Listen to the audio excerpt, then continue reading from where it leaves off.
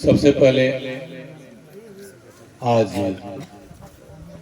मान्यवर साहब के परिनिर्वाण दिवस के अवसर पे आयोजित इस सभा की अध्यक्षता कर रहे अध्यक्ष महोदय, मुख्य अतिथि एवं आप सभी बड़े बुजुर्ग गार्जियन तुल्य और क्रांतिकारी नौजवान साथियों, विशेषकर यहाँ से दूर बैठी माताएं बहनें, आप तब से जब से कार्यक्रम शुरू हुआ आप लोग तब से आके वहाँ बैठी हुई हैं। आप सभी के जज्बे को मैं क्रांतिकारी जय भीम करता हूँ।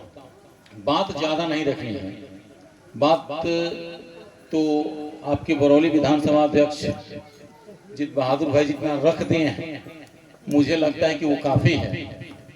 अब थोड़ी सी बात मैं रखूंगा। आज मान्यवर साहब की परिनिर्वाण दिवस है। मान्यवर साहब की पूरी जिंदगी को एक लाइन में कहना होता है तो हम कहते हैं, कांसी राम तेरी नेक कमाई, तूने सोई कौम जगाई। हम लोग तब सोए हुए थे, हमें पता ही नहीं था कि वोट क्या होता है। हमारे लोगों को आज इच्छा जग गई है ना भाई की मेरी, बाप रे बाप, एमपी बने खतरा को छोड़ दी, मुखियो बने खतरा नो, कुछ मिशन मूवमेंट की जरूरत नहीं है। केहू पियर पहन के घुमाता था, केहू लाल पहन के घुमाता, केहू कुछ पहन के घुमाता। निवेदन है कि भाई हम लोग जिस पार्टी के बैनर तले हैं, जो हमारी पार्टी है, हम लोग इसका नाम कम रखते हैं, दूसरे का परिणाम ज्यादा रखते हैं। तो मैं ऐसी पार्टियों का नाम भी रखना नहीं चाहूंगा। लेकिन आज जो हमारी इच्छा जगी हुई है, तो हमारी इच्छा कब से जगी हुई है? जब देश में कॉन्स्टिट्यूशन आया, बाबा साहब डॉक्टर भीमराव अम्बेडकर का लिखा हुआ संविधान आया, इस पर हम लोग चर्चा हमेशा करते हैं, आप सभी लोग जानते भी हैं, उतना समय व्यर्थ करने की जरूरत नहीं है। बात है कि मान्यवर साहब ने अपनी पूरी जिंदगी कुर्बान करके हमारे आपके जैसे लोगों को इतना बड़ा मंच दिया। आज उनके पैदल चलने की वजह से उन्होंने अपनी सारी इच्छाओं को मारा। भाई हम लोग कुछ नहीं है तो हम लोग का परिवार है। हम लोग आते हैं, अपने बेटा बेटी को देख के खुश होते हैं।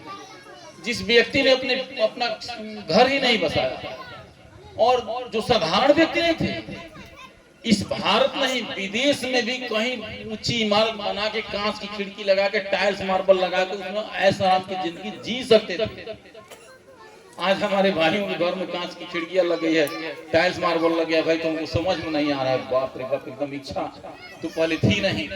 पहले तो हमारी इच्छा, हम दूसरों की इच्छा की पूर्ति करने के लिए पैदा होते थे ना, जिस दिन कॉन्स्टिट्यूशन नहीं था।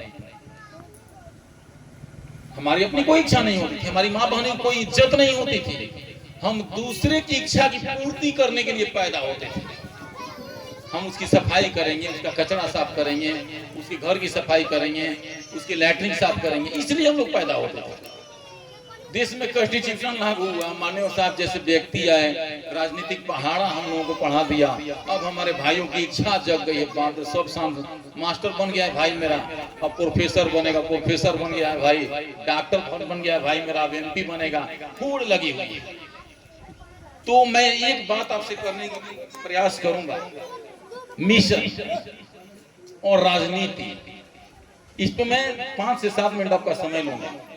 हमारे यहाँ इस मिशन में यहाँ भी लोग बैठे हुए हैं, ये भी कल अपना रूप बदलेंगे। इसमें से कौन बदलेगा ये पता करना मुश्किल है, लेकिन वो रंग बदलेगा, इसकी पहचान हमें करनी है। राजनीति और मिशन कारवां दोनों दो चीज है।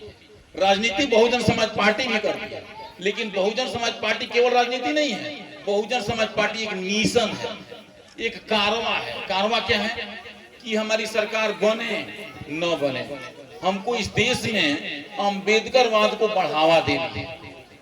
पार्टी इस पर काम करती है। व्यवस्था परिवर्तन होना चाहिए। बाबा साहब डॉक्टर भीमराव अम्बेडकर जो भारत का सपना देखे थे, जिस तरह के सपना देखे थे कि भारत में इक्वालिटी होगी, लिबर्टी होगी, फेडरनिटी होगी, इन सारी बातों पर काम पार्टी करती है। सरकार बने सरकार नहीं बने, राजनीति हमारा दूसरा काम है। तो हमारे यहाँ लोग मिशन लेके आते हैं। तब से बाबा साहब की फोटो की बात हो रही है कि भाई सारी राजनीतिक पार्टियां फोटो लगा रही है। इस बात को हम लोगों को गहरे से समझना है कि सारे लोग जो हैं बाबा साहब का फोटो और नीला गमछी लेके समाज में आते हैं, समाज में अपना पहचान बनाते हैं और अपने आप को मिशन मूवमेंट के ढोने वाले लोग बताते हैं और जब चुनाव आता है तब रूप बदल के आते हैं, परिचय हमारा पहले से रहता है और मिशन को ले जाके बेच देते हैं। इनका काम मिशन को आगे बढ़ाना नहीं होता है, इनका काम स्वयं को नेता बनना होता है। तो ये मिशन के ढोने वाले लोग नहीं हैं। लेकिन बहुजन समाज पार्टी को देखिए, बहुजन समाज पार्टी जिस पे लोग उंगली उठाते हैं, जिनको कोई काम नहीं, कोई गलती नहीं मिलती है, वो अपने मुंह से कह के 50 रुपया बड़े बन जाते हैं। बहुजन समाज पार्टी की सरकार बने न बने, बहन जी सदन में हो नहीं हो, लेकिन बाबा साहब डॉक्टर भीमराव अंबेडकर की कारवा जो है वह चलते रहना चाहिए। आज ये लोग जो है ना जय भीम बोल रहे हैं, आपको याद होगा 84 में तो हम नहीं थे, लेकिन हमको लग रहा है 92-94 के आसपास में हम लोग भी देख रहे थे। एक फाइटर गाड़ी होती थी जिसमें ये पंपी सेट होता था, उसी पे हाथी का फोटो लगा के विधायक जी चुनाव लड़ते थे। आगे हाथी होती थी, बाबा साहब का फोटो होता था, जय भीम वही एक पार्टी बोलती थी। आज सब बोल रहा है। इस बात को हम लोग को समझना है कि मिशन को पूरा करने के लिए राजनीतिक पार्टी है या फिर राजनीतिक हवस को पूरा करने के लिए कोई व्यक्ति मिशन में आया है। इस बात को आपको मंथन करना पड़ेगा, इस बात को समझिए। इसमें से कोई भी व्यक्ति रंग बदल के कल दूसरे पार्टी के साथ आ सकता है और फिर वही कर सकता है जो बाबा साहब नहीं चाह रहे थे, जो मानवर साहब नहीं चाह रहे थे। दूसरी बात मेरी है कि हम लोगों में से अब पार्टी राजनीति है, राजनीतिक पार्टी है। अब यहाँ ब्राह्मणवाद पे टिप्पणी करनी अच्छी बात नहीं है। हम लोग आज करते हैं राजनीति, उसमें घुसा देते हैं ब्राह्मणवाद, उसके लिए अलग सब्जेक्ट है, उसके लिए अलग मीटिंग है। जिनको मानना है भाई, जो भगवान में आस्था रखते हैं वो रखें, जो नहीं रखते हो नहीं रखें।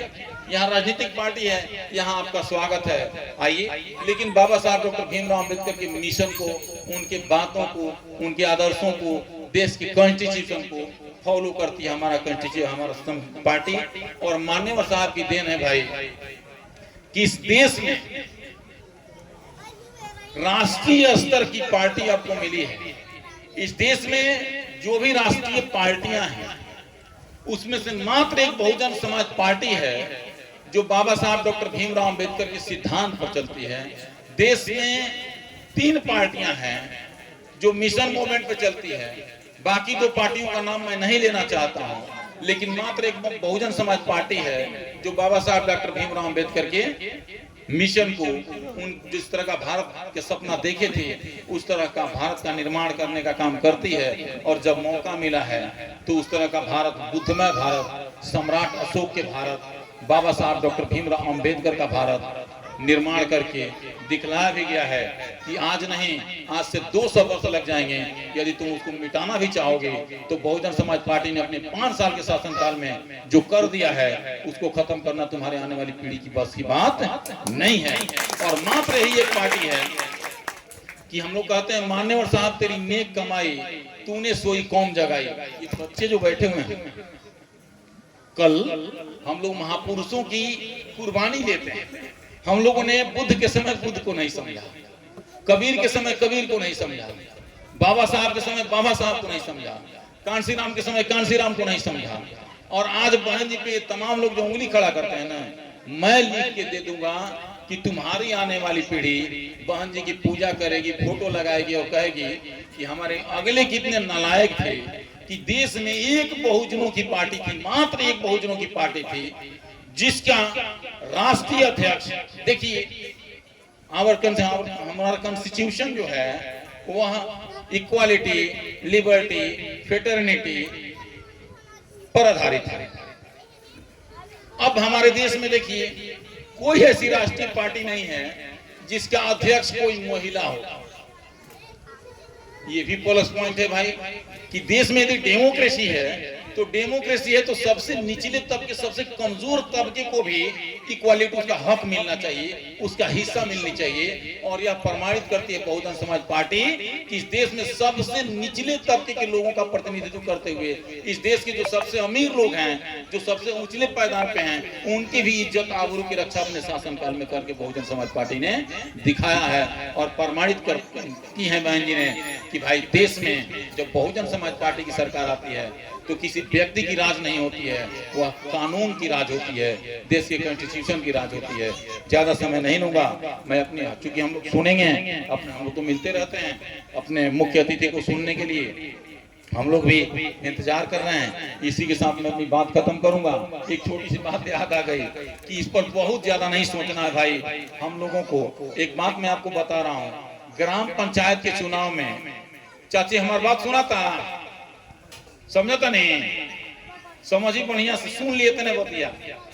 मुखिया जी लोग के चुनाव में माई हमारे गई वोट देवे, तो वोट देवे गई तो हाथी ना रहे, मुखिया के चुनाव में हाथी ना रहे, तो माई गई वोट देवे हम लोग, तो दौड़ कौन से निकलो तारी बाबू री इनमें तो हाथी है नहीं।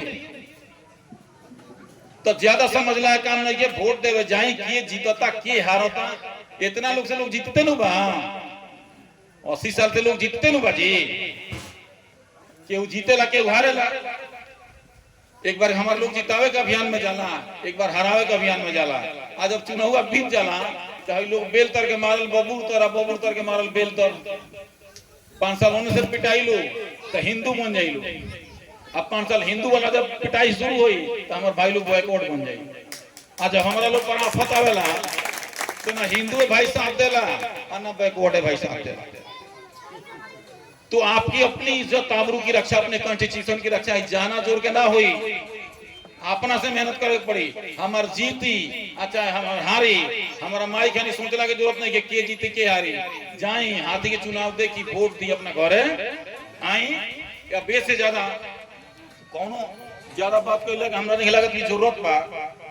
ऐसे कि सब लोग तो जीतते बा इतना दिन से, आई रहुआ 5 को वोट देता नहीं तो बहुजन समाज पार्टी के 50 को वोट देता नहीं, तो ओकरे कारण है कि राउत पार्टी मेरा राष्ट्रीय पार्टी बा। और जितना देखी ले नु जितना झंडा रहा देखी ले, 1-2 के छोड़ के वो राष्ट्रीय पार्टी ना है, वो क्षेत्रीय पार्टी है, 2-4 जगह बा। लेकिन बहुजन समाज पार्टी को विदेश में भी लोग देखते हैं कि भाई भारत की डेमोक्रेसी के लिए देश में बीएसपी का होना जरूरी है। इसलिए ज्यादा नहीं कहते हुए मैं अपनी बात को यहीं खत्म करता हूँ। एक छोटा सा 4 लाइन का कविता उसको पढ़ दूं कि 100 में 70 आदमी फिलहाल जब नसात है तो दिल पे हाथ रख के बोलिए कि देश क्या आजाद है। कोटियों की मुल्क से मयार को मत आंकिए, असली भारतवर्ष भी झुग्गियों में आबाद है। हो गई है पीर तो पर्वत पिघलनी चाहिए, इस हिमालय से कोई गंगा निकलनी चाहिए। मेरे सीने में नहीं तो तेरे सीने में सही, लग गई है आग तो ये आग जलनी चाहिए, ये आग जलनी चाहिए। जय भीम, जय भारत, मां बुढ़ा।